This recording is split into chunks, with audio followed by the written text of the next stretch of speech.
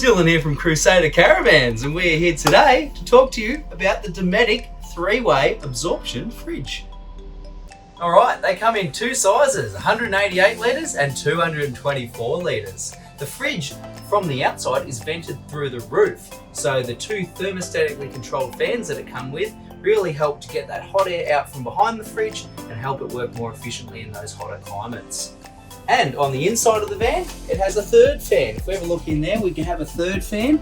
This fan up in here helps circulate the air through the fridge. So if we have a look here, you'll notice that now the new Dometic fridges have replaceable seals. So once these have come to the end of their life, you can simply just replace the seals and not have to replace the whole door. So that's quite handy. If we have a close look down here, the fridge door has a storage latch. So instead of having loose plastic clips that can get lost, you now have a little tab here we can flick out and allow for a bit of airflow when you're storing the fridge.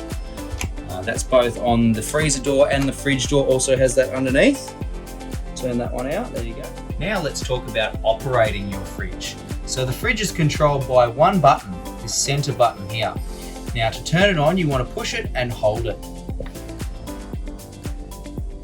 until it lights up. Once it is illuminated, you will see three rows, one with the temperature and one with the power source. And then down the bottom are the settings of the fridge. So to control it, we simply push it once, it lights it up to whichever one you want to select. So we'll do the temperature first, we'll push it one more time. Once it's set there, you can set it to the coldest that the fridge goes, or you can drop it back a little bit. So we'll turn it right up for now. Next thing that we want to do is we want to change it manually. So the fridge is an automatic fridge. It'll automatically change over when it's set to this auto mode. So automatically it will go to 240 if you have 240 power. If it cannot get 240 power, it will try and find gas. So it will go to gas and light itself. Now you'll need to have your gas bottles open, and you'll need to obviously have gas in the gas bottles as well. If it cannot find gas, it will error. It will bring up a red screen here with a little error icon in the corner there. Changing the power source manually. So to change the power source manually, we want to illuminate one item and we want to drop it down to the power source middle row here. Push the button once and you'll see that it's currently set in auto mode. Now let's say, for example, we have a generator plugged in. The fridge is going to think that we have 240 power, but really we don't. So let's say we want to change it to gas. So what we're going to do is we're going to light this screen up here. We're going to turn the dial until we get to the gas icon, and we're going to push that. Then once we've pushed it that, you can see it's illuminated the gas icon, we can just push back. So we go to return, and you'll see that it has lit the gas symbol up. Now we'll give it a little bit of time for the gas to light. Well, now that you can see that the gas has lit, so the icon is solid in the middle.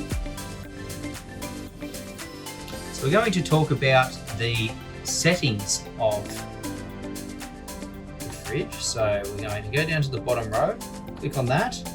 We're going to leave user mode alone because these fridges are set to exactly how they need to be from the factory. We'll go down to settings, we'll enter that. Top left corner, it shows you that there's a fan and it says A2. That is showing that two fans are running. The next one across is the child lock. So we have no children, we're going to leave that in off. The next one is the element around the freezer. Now that is a big element right around the freezer to prevent it getting a buildup of ice. The next one is the sound. So if we want to turn this on, basically all that will do for us is allow the button to make a noise each time you turn. So we'll turn that on. The next one across is D+. Now that is an indicator that's saying the sensor wire for when you plug your car in. It lets the fridge know that the car is powering the fridge in 12 volts so it can run from your car when you are towing.